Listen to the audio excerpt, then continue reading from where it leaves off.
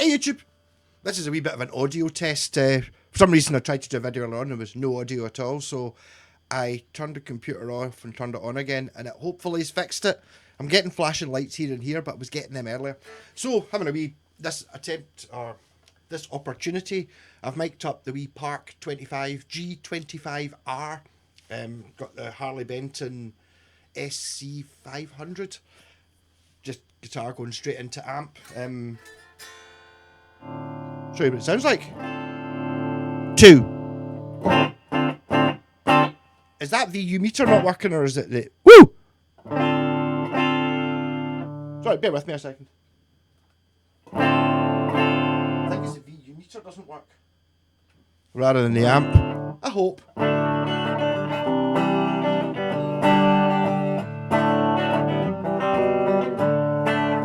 Yeah, so I'll stand over there and shout because my mic's here.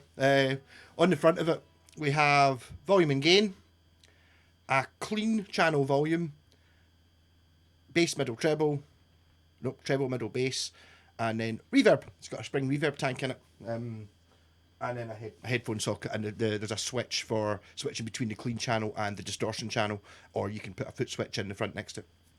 Yeah. So it's all just on its own, nothing going on, no effects or anything like that. There is a mic over there and one over there, so stereo, sort of, as in mic there, left and right.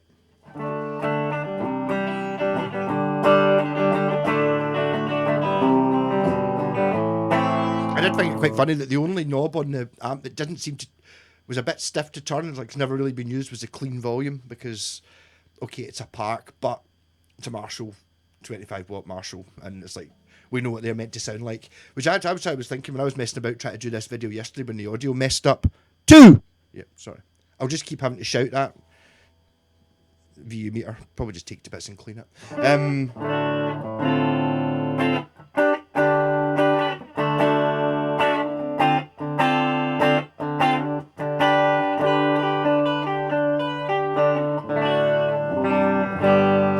trying to get the clean sounds out of my Les Paul's never the best thing to do anyway.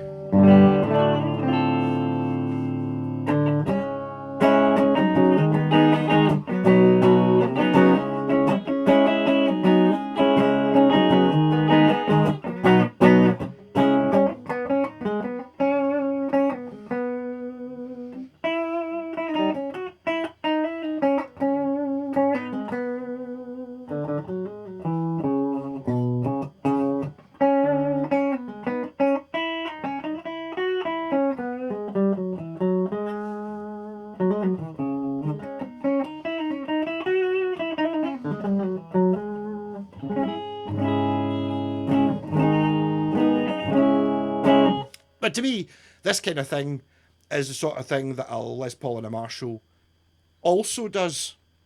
Not really what you didn't buy a Les Paul and a Marshall for that, though. You built it for the distortion channel, which I thought was quite funny as well. The actual button for the distortion channel turns on the clean channel. So it's like basically, yeah, oh, there's a clean channel as well. You can press this button to get the clean channel. You don't press the button to get you unpress the button to get the distortion channel. So you get a Marshall.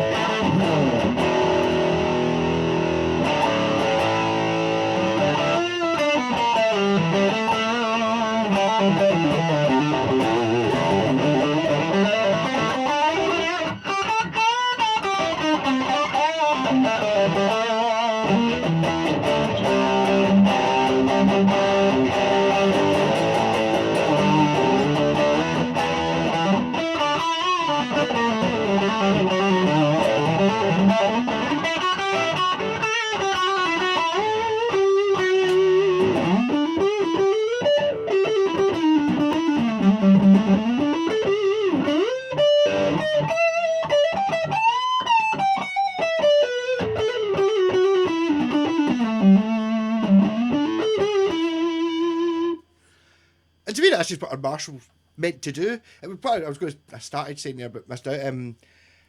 This is really my first time ever using an EQ to aim for something, because I'm knowing what, or in my head anyway, well, okay, it's a Park, but I'm just saying it's a Marshall because a year after they made them Park for a couple of years in China, because all Marshalls were made in England, and then they decided all Marshalls weren't made in England, and then basically that came out with a Marshall badge on it, made in the same factory as that one.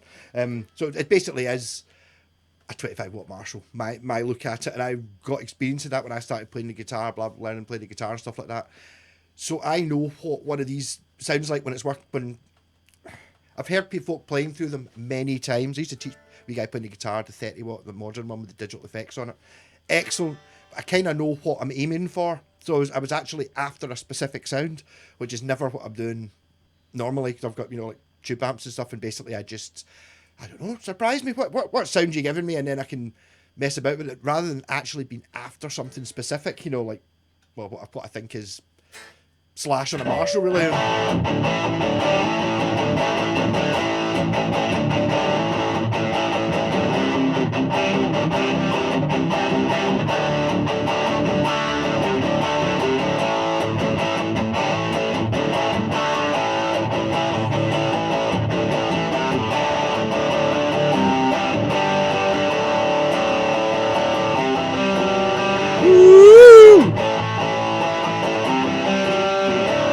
That's annoying. A little bit feedbacky if you're not careful. But that's just that. This is not the world's most expensive guitar. I'm also standing quite close to the amp, or quite close to the speaker. Normally you would have it sitting on the floor.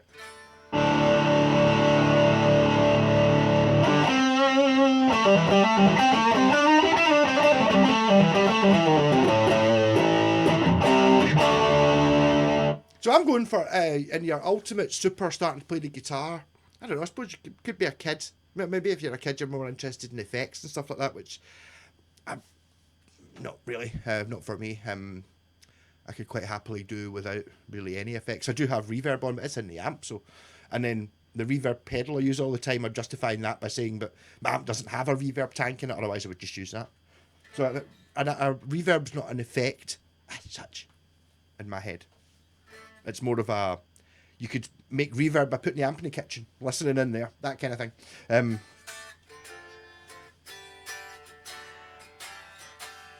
So I'm going to do a wee shootout between, are you better off, right, I'm going to say that that's the amp you want.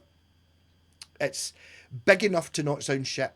It's big enough to possibly at full bung play along on a drum kit. Especially if you're going to mic it up. I don't know if it's got a headphone socket, that wouldn't be any use.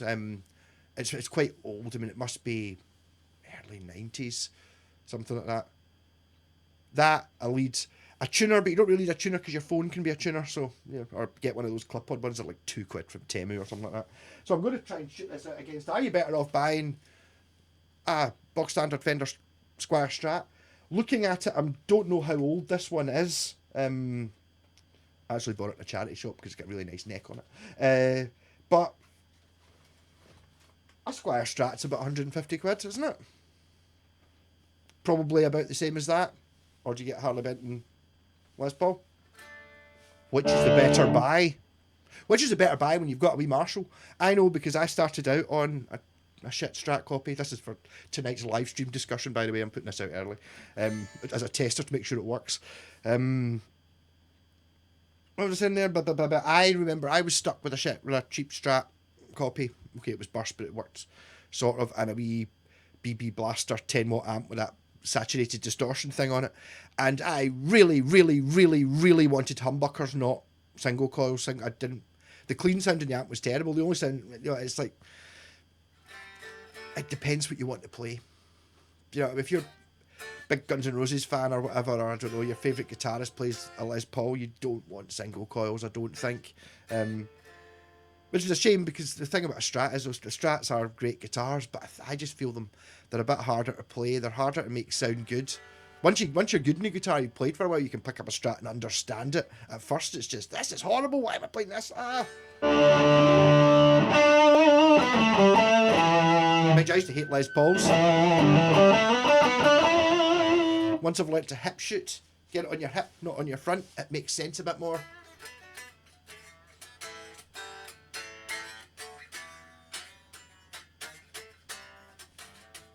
In the comments of the video this way. I mean, I will retract some of the things I said about Harley Benton's. This one, the ones I was getting were obviously ones that someone had bought and then they'd taken into a tech because they were shite fucked. Something wrong with them. So I was getting some of the ones I had were absolutely just put it in the bin. Honestly, that bad. You know what I mean? This is not. This is just. It's a cheap guitar. It reminds me very much of a Gibson. This is what the Gibsons are like, apart from they obviously say Gibson Les Paul Deluxe on them, and they're not quite this shape. But the actual build is sort of the same as one of the good Gibsons. It's all right. Very durable, plastic coated type thing, and it's like it does look good. But is it worth putting, like the chap who donated me this sent me links to here's the lock-in tuners that I put on his guitar. He put his own on his other one, and looking up upgraded pickups and all this stuff. And I was just looking at it, and it's just, I don't think it's worth it. I mean, if the tuners don't work, yeah, you have to buy tuners so the guitar works. If the pickups are intermittent, sound pure shite. They don't. The tuners work. The pickups don't sound pure terrible. They're all right. Neck's maybe a little bit muddy when it's uncleaned. It's a Les Paul. What do you want clean for? I just think, so if you go and, I don't know, you're looking at hardware, it's going to cost you for tuners, pickups, and the bridge. So that's you not touching the electrics. I mean, that's going to mean it's going to be 10, 20, 30, 50. It's going to be 50 quid to get the cheapest Temu stuff to upgrade the hardware, right? So then it's a £200 guitar. If you're going to go Wilkinson or something like that, it's going to be 100 quid. 36. Yeah, 100 quid to do it all Wilkinson. Maybe more than that, 100, 150 to do it in Wilkinson hardware. So that this becomes a £300 guitar. And my point would be, if you had to buy a new guitar, obviously you're buying it new. Would this, with all Wilkinson hardware on it, how would you rather have this than like that Ibanez my pal Ian's got, the one that's like, I think he only paid 100. I think they were on sale at 200, 250. I think normal price was about 300 for, it's like basically a hardtail Ibanez RG, 24 frets, 2 humbuckers, 5-way switch. For the kind of money with this, with upgrades, and I haven't found one of those guitars yet. I wouldn't sell me. I would have that over this all day. That's like a proper gigging, the only guitar you'll ever need type guitar. This with the hardware upgrades on it, it's a Harley Benton. It's a £150 guitar with £150 worth of stuff on it. It's not a £300 guitar. That makes sense? Discuss. So I'll see you all tonight, and at least I'm about to this so you know what this sounds like, because I'm going to try and do the live stream with using, sort of money's worth of stuff, rather than playing through just expensive stuff like all the pro YouTubers do. It's like, especially, I mean, I'm not using expensive mics either. These are Behringers, and if I seem to remember there being a deal in Victor Morris. Was it these? Yes, they were £15 each, or 3 for 20. No, that was the other. There was a deal. No, it was £20 each or 2 for 15. Something. It was a stupid deal with these Behringer mics, and they're actually all right. Well, just like an SM58 copy, but they were like a tenner or something like that 20 years ago. So no expensive shit. Get used, and the audio interface came off Temu for 16 quid, or AliExpress for 16 quid. LeChonk is a company that made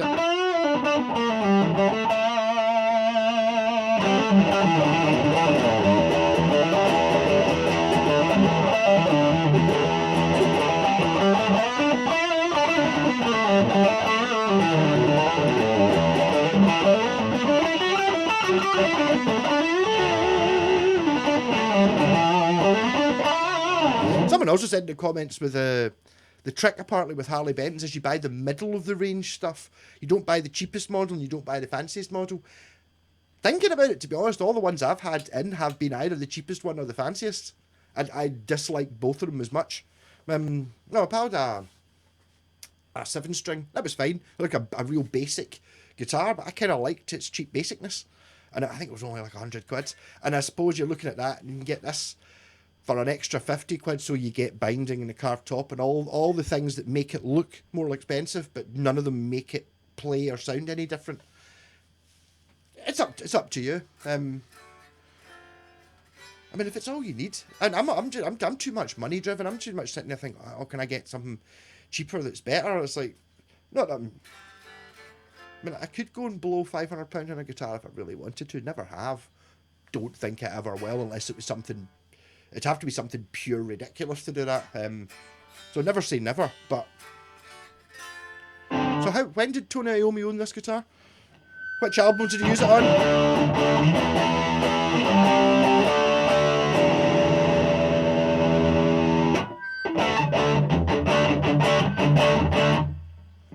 Maybe not, but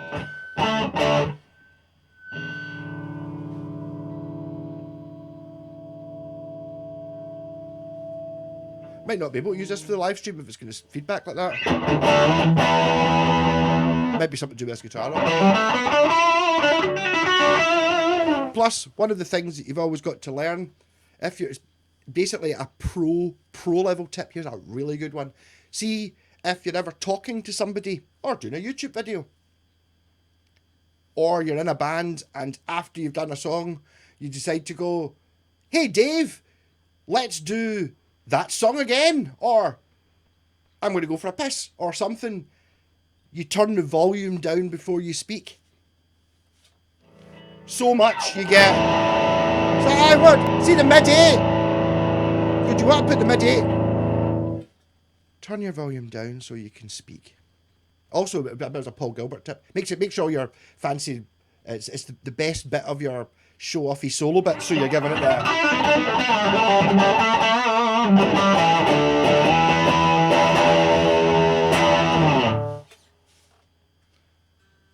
See?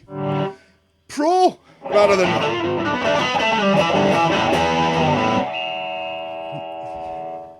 Makes a big difference. I'm not used to where the volume control is in this, it's a bit of a reach. And obviously the first thing you do with these, you put the overdrive at full and then the volume at none to play at maximum distortion.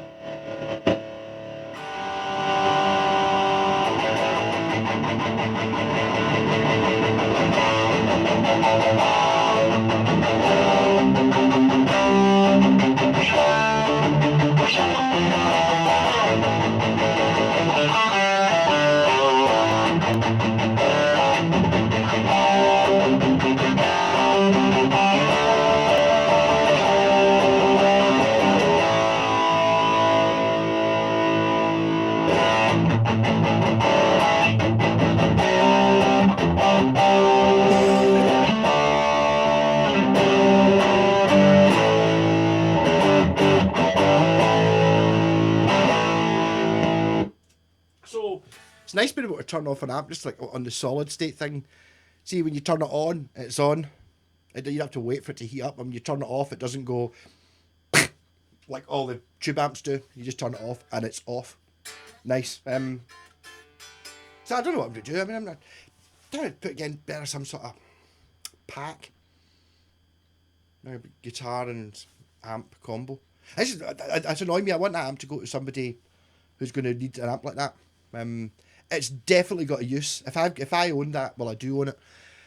I'm never using it. There's no point. I've got other amps, and it's like, you know, it's the same as having. Are you going to play your Harley Benton guitar? Or are you going to play your handmade custom one, which is the best guitar in the world? And it's like, well, but then sometimes I want to play a Strat, and sometimes I fancy other thing, you know. But with amps, I've never really been an amp guy, even though I've got a wall of them. But I mean, they're all broken. I never actually bought any of them. They appeared or I had to buy them. Yeah. Anyway, so I'll see you tonight on tonight's live stream, assuming the audio and this works, and have a wee think about what's the bit. Is it worthwhile upgrading a cheap guitar? That could be the top. And have an actual topic of discussion. See if I start off with a topic of discussion like that, we can have a sort of relatively sensible thing for half an hour before the bucky starts kicking in and I start talking pish. Rock on, see you tonight.